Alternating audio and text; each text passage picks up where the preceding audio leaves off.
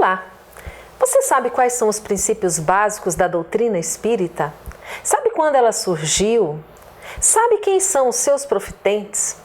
Para falar conosco sobre esse assunto, nós temos a alegria de recebermos mais uma vez Eulália Bueno, nossa amiga que é palestrante, médium, escritora, trabalhadora espírita de Santos, que está em Goiânia para um ciclo de palestras. Você acompanha ainda os quadros do programa, tira dúvidas, momento cultural, a dica de leitura e muito mais. Estamos começando o nosso programa Encontro Fraterno, que é o Espiritismo na sua TV. Fique conosco.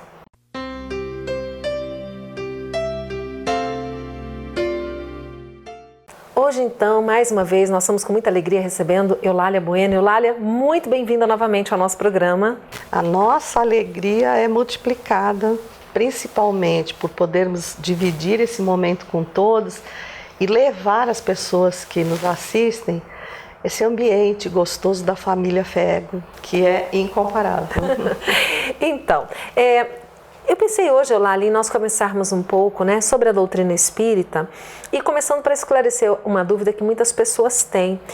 Espiritismo sempre existiu ou foi Allan Kardec que deu início a essa doutrina? Quando nós olhamos os princípios da doutrina espírita, a pluralidade dos mundos habitados, a crença em Deus, a imortalidade da alma, a lei de causa e efeito, como tudo que existe no mundo sempre existiu. Então, a comunicação dos chamados mortos, que hoje nós sabemos que vivem a vida mais intensa e verdadeira, que é a do espírito, Allan Kardec foi um divisor de águas pela sua capacidade de pesquisa. Então, ele passou a observar as chamadas mesas girantes, as pranchetas. Ele foi convidado e ele adentrou esse campo como um curioso para saber que tipo de fenômeno era esse que o bater das pernas da mesa, a prancheta, guardava supostamente a capacidade de responder às perguntas de forma inteligente. E foi nessa extensa pesquisa que eu acho que ninguém ainda consegue perceber a extensão, a profundidade, a isenção que só mesmo um verdadeiro cientista tem para pesquisar, para eliminar todas as possibilidades da intervenção de quem participava diretamente dessas reuniões. E aí ele concluiu que para uma resposta inteligente tinha que haver um princípio inteligente. Então, a partir dessa pesquisa, ele desvendou o que o mundo colocava como um verdadeiro mito. Então, nós vamos lá atrás, na civilização egípcia, nós vamos saber dos oráculos, das pitonisas. Eles receberam apenas através de um estudo sério, a nomenclatura adequada e a explicação, porque tudo aquilo que foge ao nosso entendimento, mas não foge às leis universais de equilíbrio e de progresso, para nós recebe a conotação de milagre. Então é algo que está acima do nosso entendimento, mas nunca está fora desse regimento universal, das leis que regem o universo. E eu acho que Kardec teve a coragem, porque era alguém muito respeitado na área da pedagogia, era discípulo de Pestalozzi, o substituía no Instituto Yverdun, na Suíça.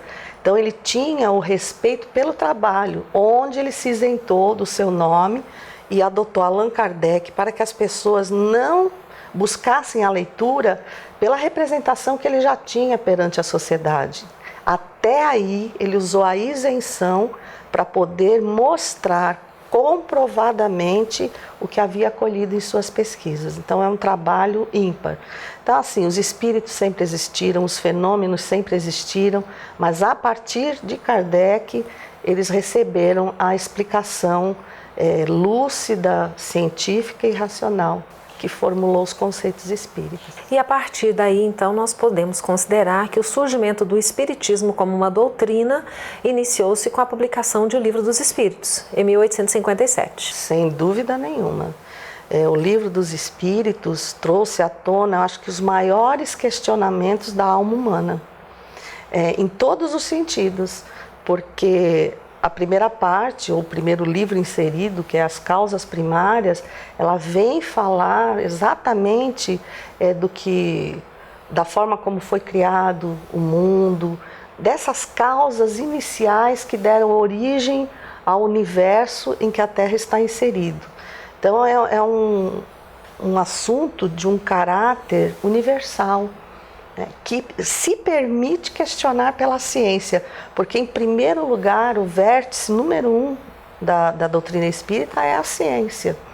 Então não há como a gente chegar à parte da religião sem que tudo que tenhamos passado na ciência e na filosofia tenha uma conduta lógica. Eu acho que isso traz a confiabilidade maior, porque ele mesmo disse, se um dia a ciência contradisser a doutrina espírita, fique com a ciência.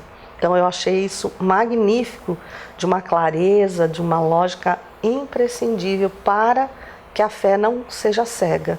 Ela caminhe com uma razão do porquê escolheu aquele caminho. Então é fantástico. Sem dúvida. E é interessante nós sabermos disso, porque muitas pessoas dizem, acreditam que o espiritismo é proibido na Bíblia.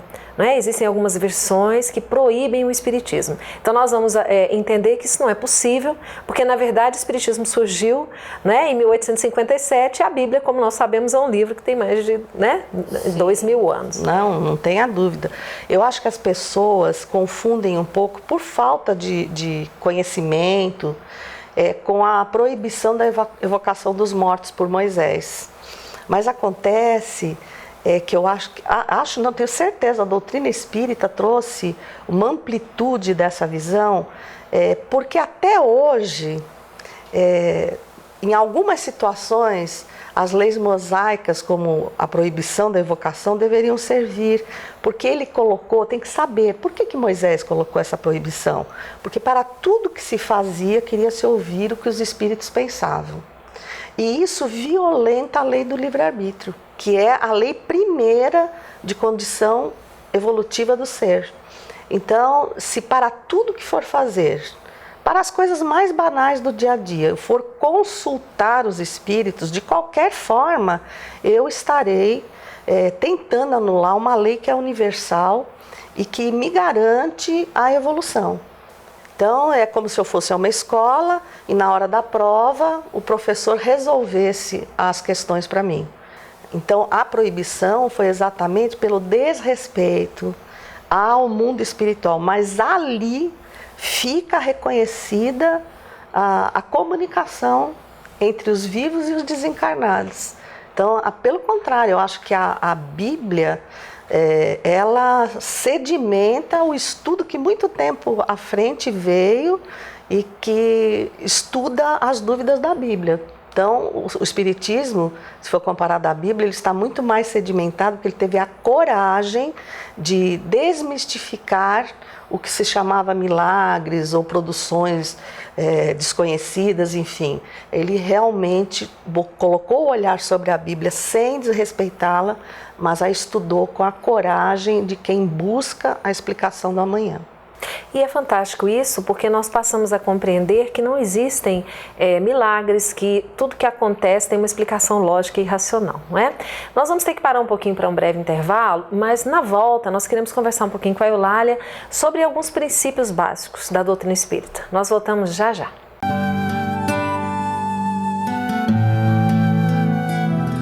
A dica de livro de hoje é essa, das causas primárias, do Tarsilo Rangel. Por que eu estou dando essa dica? Trata um assunto que para muitos é árido, que é a parte científica do Livro dos Espíritos, em especial sobre a criação. As primeiras perguntas do Livro dos Espíritos, aqui são só 16 perguntas e rendeu um livro muito bom, por sinal. Então é a dica de hoje, leiam, estudem, mas não fiquem só nas 16 que ele tratou, não. Caminhem na leitura e vão no Livro dos Espíritos até a última questão. Mas vocês verão a qualidade desse livro que vale a pena ser lido.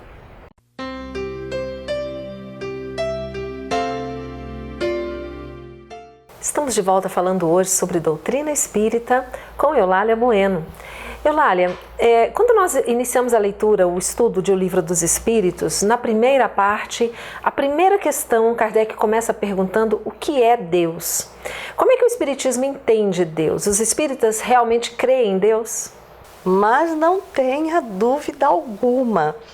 Só que a ideia de Deus, ela é muito maior e muito mais integrada a nós do que a ideia primeira de que nós somos feitos à imagem e semelhança de Deus.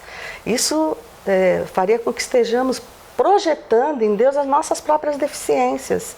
Por isso aquela primeira concepção do Deus que pune, do Deus que castiga, porque se, obviamente, de uma forma mais ampla, e nós somos criados à imagem e semelhança dele, ele tem as mesmas atitudes que nós. E a gente não pode conceber um filho de Deus, né? Não vamos falar o Filho de Deus, como Jesus, que veio nos ensinar perdoar não 7, mas 70 vezes 7, amar ao teu próximo como a ti mesmo. Ali já se desmancha essa ideia de um Deus muito limitado, que condena sem dar a oportunidade do refazimento, da reeducação. Ele anula o processo reeducativo. Todas as penas são eternas. Aquele que labuta e vence vai para uma contemplação eterna. Separam-se os espíritos de mães e de filhos. Então é uma ideia que não conseguimos conceber perante toda a bondade, toda a misericórdia. Então, ao dizer assim que Deus é a inteligência primeira, a causa primária de todas as coisas, nós nos sentimos imersos nessa grandeza de Deus. Então, eu não estou mais aqui, Deus lá, mas Deus está em mim. E a ciência hoje prova que há um ponto específico no nosso cérebro, através de neuroimagens, que ele mostra um grande metabolismo quando nós estamos entregues à oração, que não é a reza. A gente costuma muito chamar a atenção das pessoas que a oração é o momento da integração, é quando eu passo a sentir. Então, essa história de dizer que eu estou rezando enquanto dirijo, enquanto faço isso, não nos permite a entrega, para que a gente possa perceber que estamos realmente imersos em Deus. Então, Deus não é uma personalidade, Ele é a causa maior de tudo que existe no universo. Todos nós nos movemos em Deus, somos tocados por essa energia. Obviamente, a cada um é dada a oportunidade de interpretá-la no seu grau de evolução. Uns precisam ainda daquele Deus bravo, temerário. Isso precisa, é a necessidade daquele momento evolutivo.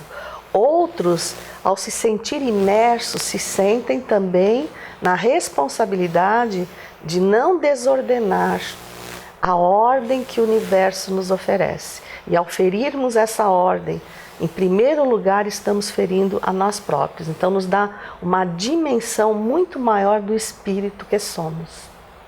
E você disse sobre Jesus, né, como sendo um irmão. O Espiritismo não entende Jesus como sendo Deus. Quem é Jesus para os espíritas? Para os espíritas, Jesus é um espírito como nós, mas de um padrão evolutivo muito superior ao nosso. O que nos mostra que o caminho evolutivo dele para ele estar onde está hoje, né?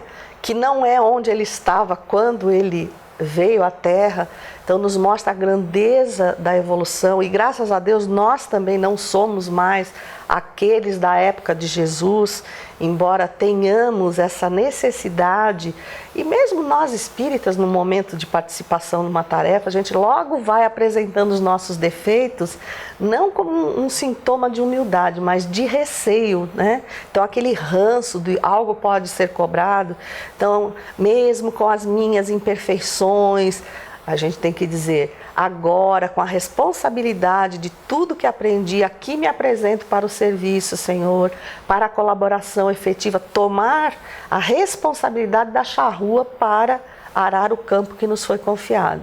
Então ele é um espírito que ele conquistou um grau evolutivo que o capacitou, por exemplo, para hoje ele ser o dirigente espiritual da Terra. Agora imaginemos que o universo é povoado de galáxias, de mundos. Então nós não podemos aceitar que sejamos os privilegiados do universo, que Deus criou tudo isso apenas para nós que estamos na Terra. E muito menos que Jesus é um espírito único, numa hierarquia que se perde no nosso entendimento. Então ele é aquele espírito de uma condição evolutiva e chamou a si a responsabilidade de ser o nosso exemplo.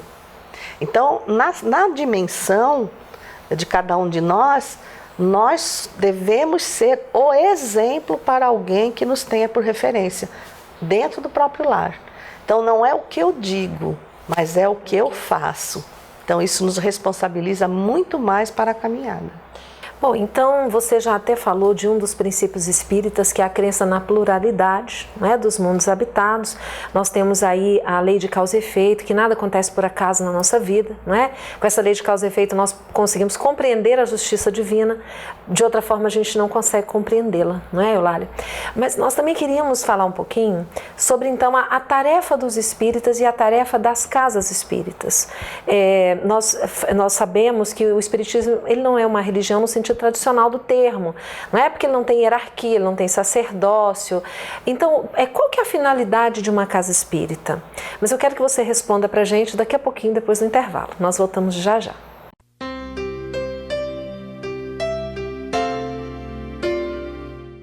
Olá, amigos.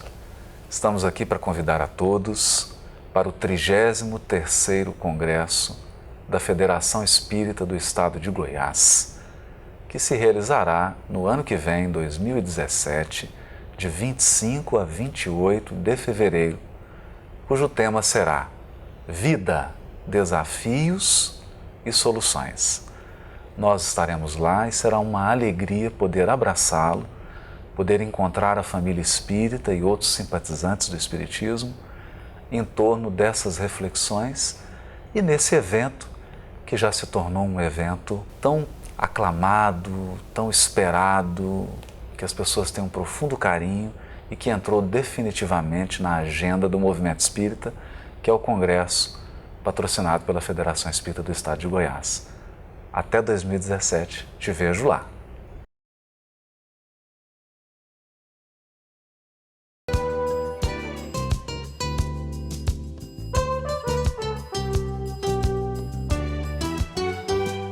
Olá, você está no Tira Dúvidas do programa Encontro Fraterno da Federação Espírita do Estado de Goiás.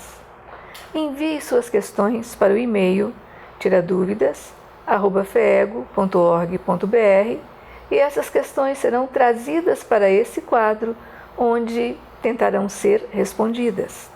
Conosco, Elzi Nascimento, e a questão de hoje, Elzi, é a seguinte: os mentores espirituais estão dispostos ou podem auxiliar na resolução de assuntos materiais? Assuntos materiais.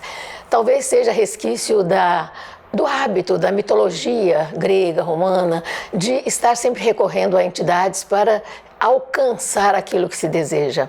Nós sabemos, já nos foi dito que pedi e obtereis. É lógico que pedindo, realmente, nós somos muito ajudados, mas somos constantemente ajudados pelos nossos mentores que não nos deixam, que estão sempre nos conduzindo, nos inspirando para o bem.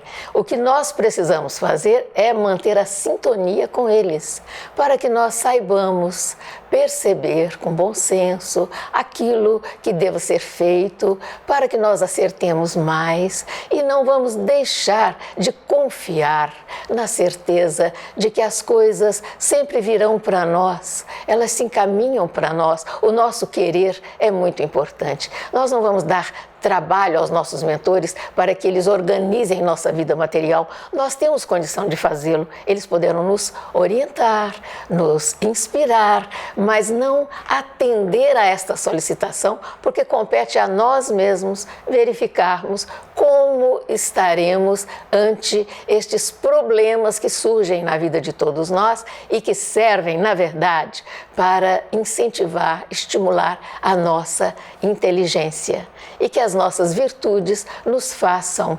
encaminharmos-nos nesse sentido com o melhor de nós mesmos, com dignidade, para não pedirmos o impossível. Ou você acha que não é isto ou tem alguma coisa a acrescentar? Não, é perfeitamente isso, porque na verdade, mentores espirituais, espíritos protetores, estão conosco para nos respaldar em nossas necessidades, em nossos problemas, em nossas dificuldades, mas não para resolver questiúnculas e muito menos para trazer para nós as facilidades materiais que apenas o trabalho, o esforço, a dedicação têm tudo para conseguir. Então, mentores são amigos, não são criaturas que estão jungidas a nós para simplesmente atender os nossos menores desejos. Eles aí estão para nos orientar os passos na conquista de nós mesmos.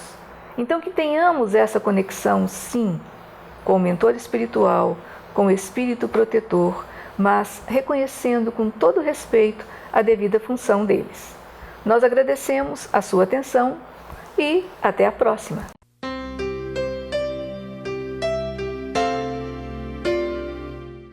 Estamos de volta hoje falando sobre doutrina espírita e agora queremos falar um pouquinho sobre a Casa Espírita com a Eulália, que também é dirigente de uma Casa Espírita em Santos.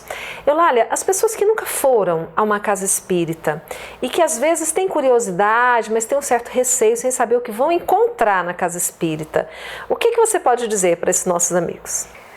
Que a Casa Espírita é um lar, um hospital e uma escola que acolhe a todos nós e que nos oferece a dádiva da reeducação. Então ela nos apresenta um Deus misericordioso, mas ela também nos diz que somos os responsáveis pela arquitetura da nossa existência. Como você citou anteriormente, a lei de causa e efeito, ela é algo que rege o universo, então também cada um de nós. E aí está a imensa justiça de saber que nada nos é imposto, mas que tudo de acordo com o nosso entendimento, com a nossa capacidade, é construído diariamente e atua sobre nós, constantemente. A partir desse momento, não é o que o outro me faz, não é o que o outro pensa, não é o que o outro me destina que vai direcionar a minha vida, mas somente aquele material que eu aceito e que eu coloco nessa construção. A Casa Espírita, segundo Herculano Pires, no livro O Centro Espírita, se os espíritas tivessem a dimensão e se tornassem os exemplos vivos, ela realmente faria toda a diferença no século XXI. Ela é uma universidade do espírito. Ela, vamos usar um termo do latim, ela vai nos mostrar a verdade sobre o ad majorem natus, que é você nasceu para as coisas grandes. O que são as coisas grandes? Nada que o mundo comporte. Então nós nos perdemos, por mais que nós achemos indispensável, tudo que o mundo nos oferece em relação ao nosso espírito é muito pequeno, porque nós somos herdeiros de Deus. Então o universo é meu também. Então eu tenho a minha parte de responsabilidade, porque a ideia pequena que nós temos aqui na Terra é de que eu só cuido daquilo que é minha propriedade. E Deus nos convida a cuidar do universo. Deus nos convida a compreender que toda a nossa participação pode contribuir para o equilíbrio ou para o desequilíbrio do universo a partir do meu próprio universo íntimo. Então, o meu espírito é um micro-universo mergulhado num macro-universo de Deus. A casa espírita do século XXI, ela vai nos libertar da religião para inserir em nossa alma, através desse processo educativo, a religiosidade, que é eu me dilua nessas diversas divisões que nós colocamos de religiões, que nós nos diluamos para nos compreender todos filhos de Deus, com as mesmas condições, capacidades e responsabilidades. É onde muitas pessoas dizem, eu tenho receio de ir à casa espírita, porque na realidade, no fundo, ela sabe que a casa espírita vai dizer: a sua vida é aquilo que você está fazendo dela. Ou seja, se as pessoas imaginam que chegando à casa espírita, elas vão já conversar com os espíritos, tem pessoas que têm até medo, né, de entrar numa casa espírita e de repente se descobrir médium. Não é assim que funciona, né? A finalidade realmente é a pessoa se conhecer e perceber como ela pode se tornar uma pessoa melhor. Exatamente. Primeiro porque médiums não são apenas espíritas. O Allan Kardec aborda isso muito bem no livro dos médiuns, quando ele diz: toda pessoa que sente em qualquer grau a presença dos espíritos é médium. E aí todo mundo vai se conectar, que em algum momento sempre sentiu essa presença. Então, todos nós estamos inseridos nesse quadro de convivência com os espíritos, onde quer que nos encontremos. Não só na casa espírita. Não, a casa espírita apenas nos mostra, nos desvenda lucidamente como essa interação acontece para a nossa melhoria íntima, né? Porque se nós negarmos os espíritos, nós estamos negando a nós mesmos, que somos espíritos. Até porque, né, Eulália, os espíritos nada mais são do que nós mesmos sem o corpo de carne. Exatamente. Né? O que nós seremos o dia que esse corpo aqui perecer. Exatamente. E nós somos espíritos encarnados, né? Então, a beleza dessa compreensão nos faz tornar a nossa vida melhor. Porque eu vou aprender a interagir, a agir e não a reagir com os espíritos mais próximos, né? Ama o teu próximo como a ti mesmo. Então eu vou compreender a minha inserção familiar, a minha responsabilidade no universo chamado família, que é um micro-universo, mas está inserido no universo. Então o equilíbrio ou desequilíbrio que eu gero a partir do ponto em que me encontro vai ofender toda a minha trajetória. Então a casa espírita nos ensina a fazer a pergunta: o que é que eu espero de mim? O que é que eu espero da vida? E a doutrina nos coloca: espere da vida aquilo que você faz dela. Então, nós somos os construtores do nosso amanhã. Eu acho esse processo incomparável, belíssimo, e que nos fortalece e nos mostra que nós precisamos ser diferentes.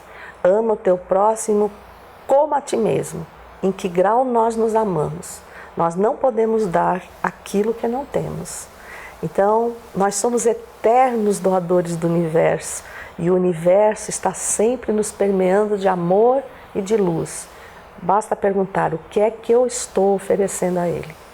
Existe alguma atividade mais importante que outra na casa espírita? Porque às vezes as pessoas imaginam que os médiuns são seres especiais, são diferentes, né? Como é que você avalia essa questão do trabalho? O trabalho também é outra beleza, porque a casa espírita ela nos consegue inserir numa frente de trabalho múltipla, de acordo com as nossas tendências. Então, ninguém é dispensado.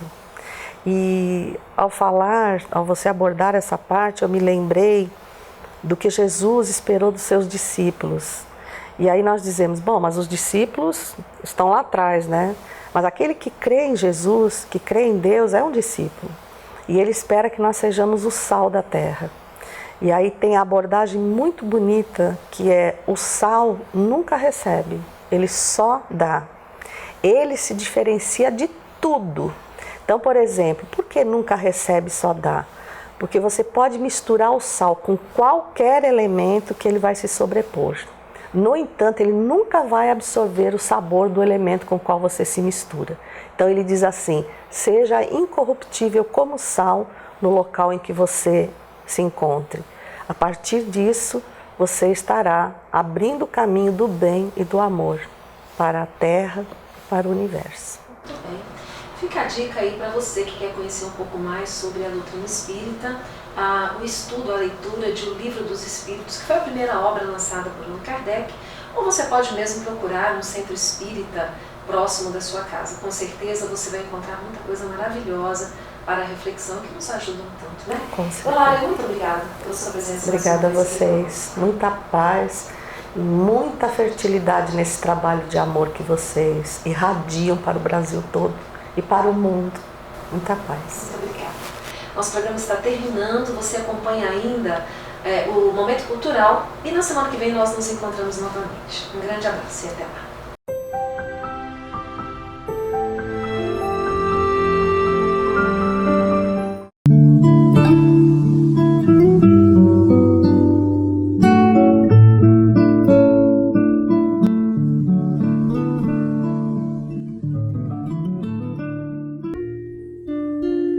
Venha pro lado de cá, pequeno,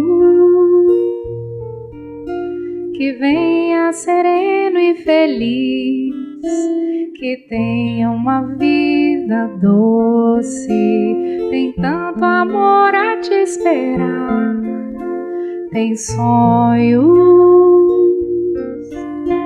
tem uma família a vibrar, a velar teu sono, e quando acordar, um sol vai brilhar com a luz que faltava pra casa virar um lar.